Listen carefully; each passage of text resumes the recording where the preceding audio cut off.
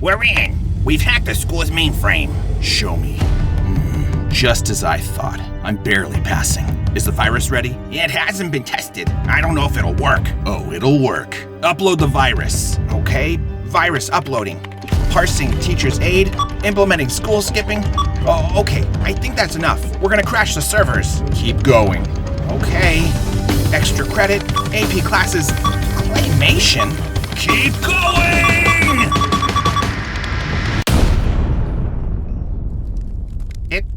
It worked. Hey Mom, Gabroll here. It should come as no surprise that I love talking about the adventures I've had being a grown-up, but some of my earliest accomplishments happened in high school. Now, I do have a ton of interesting stories from those years, like starting a school-wide food fight, destroying school property and getting community service, and even a politician breaking a campaign promise to our class. Now, if you want to hear those stories, let me know in the comments. But today I'm going to talk to you about how I beat the odds and graduated high school using some creative techniques. I wasn't the best student, but that isn't to say I wasn't smart. Nice humble brag. I was in AP classes, honors math, and was even invited to dinner by the school's counselors for being a top student. That brag wasn't even humble. But I actually hated school. It felt like I was being conditioned for college, which was only going to condition me for a job I didn't want. Even before I was in high school, I knew I wanted to work for myself. So I decided to change high school to fit my needs. And it all started with a class I took. In junior high school, I wrote a poem that won an award for Best Original Prose and Poetry. It says here you're down with OPP? Verily. So in high school, I took a speech class. Our teacher was a former actor whose claim to fame was having the back of his head appear near to Clint Eastwood. Do you feel lucky, punk?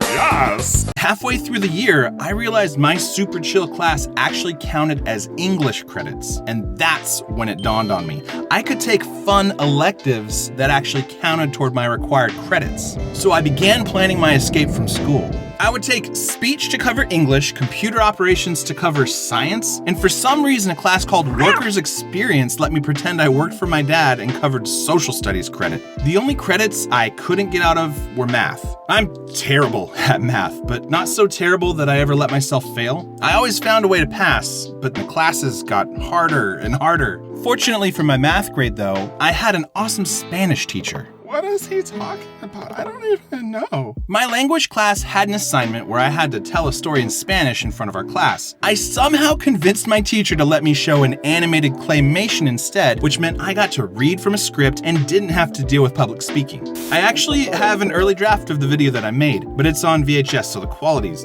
awful. But this might give you an idea of the film. It was the parable of El León y los Pulgas. This is already the kind of stuff I was doing as a kid, so using it for school was great. Well, cut back to me failing trigonometry in my junior year. I had just showed this film to my Spanish class and everyone there loved it, so I went to my trigonometry teacher with an idea. Hey, Mr. Tony, am I still failing? Unfortunately, yes. You got Fs on all of your tests and in the chat. Well, you wouldn't happen to offer any extra credit, would you? I'm sorry, Chief.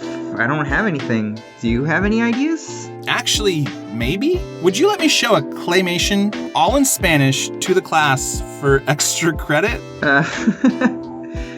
Claymation? Yeah, okay. I'll do that. Did I mention he was one of the most laid-back teachers I ever had? So later that week, I pushed one of those TV carts into the room, and rather than checking our hypotenuses, the whole class took a day off to watch my 5-minute video. Everyone loved it. Well, except for Scott. I want to do math. But my teacher loved it too. That was really good. Gabroll, I didn't know what to expect, but it definitely wasn't that.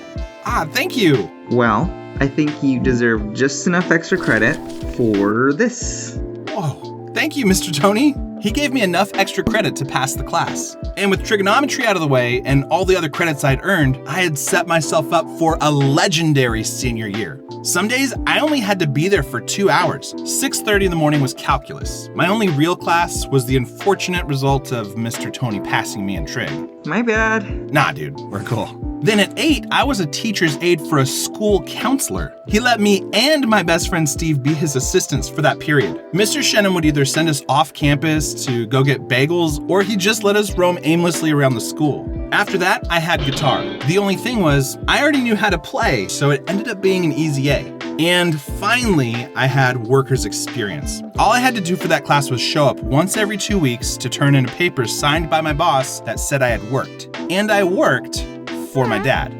I honestly did, but I wasn't very good at it. So I only had to spend a couple of hours at school and then I left. I could go practice with my bandmates or go to the lake or hang out at a nearby burger joint, and none of my friends knew how I did it. At the time, they all said I had hacked high school, and in a weird way, they were sort of right. The only thing that wasn't perfect was calculus.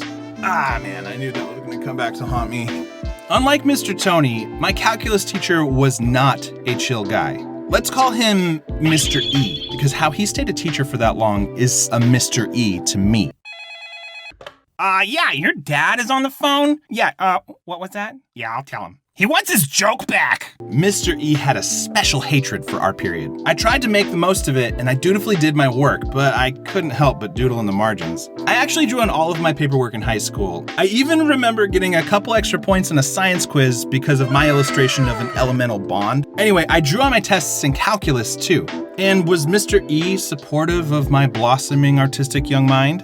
Heck no. Whenever I drew on a sheet, he would take his judgy red marker and edit my drawings. One test in particular came back. Mr. E had defaced my doodles with cigarettes and phrases like going up in smoke and going nowhere. He had already written before that my art was a waste of time, but this felt like it had crossed a line. I thought he was out to get me. I tried to extra credit my way out of this one too, but he didn't budge. He did tell me that I needed to pass the final because it represented like 68% of my grade. I'm not sure. I had to use math to figure it out. Just a couple days later though, while we were in class waiting for the lesson to start, a girl stood up and started shouting at Mr. E. She was crying and I didn't catch what she was saying until the end when she screamed, "You're so mean!" She grabbed her bag and ran out of the class and I never saw her again.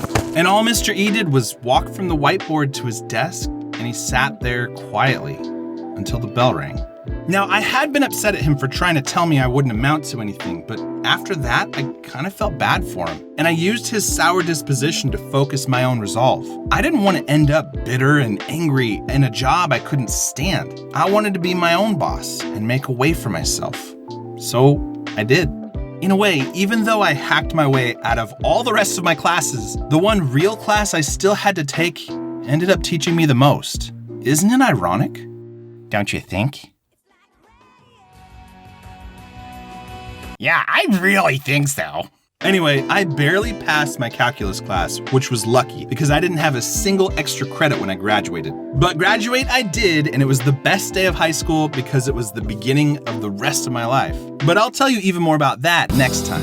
Thank you for watching. I'd like to thank Chris of Tanimayto for voicing Mr. Tony. Chris is an awesome animator and an awesome songwriter, and he's got a really good... I don't like Tanimayto. He makes babies cry, and I'm pretty sure he stole a bicycle. Well, if it isn't this guy. Get out of here, guy, you rascal. I'm dead now. I'm a dead character. I'm not... I was promised to be used in the beginning, and then I was never used later on. Oh. Anyway, thanks again, Chris. He's a real hero, a real human being. And thank you for the love and support, Mom. If you like my stories and artwork, please subscribe and click on the bell too. That way you'll see when I post my next video. And maybe check out this other video of mine here. The thing is, it really helps this channel when you like and comment, so please karate chop that like button. If you don't, I'm kind of afraid of what Mittens might do. I will assassinate your abdomen with my kneel toes. Okay, Mittens. Send help. It wasn't me.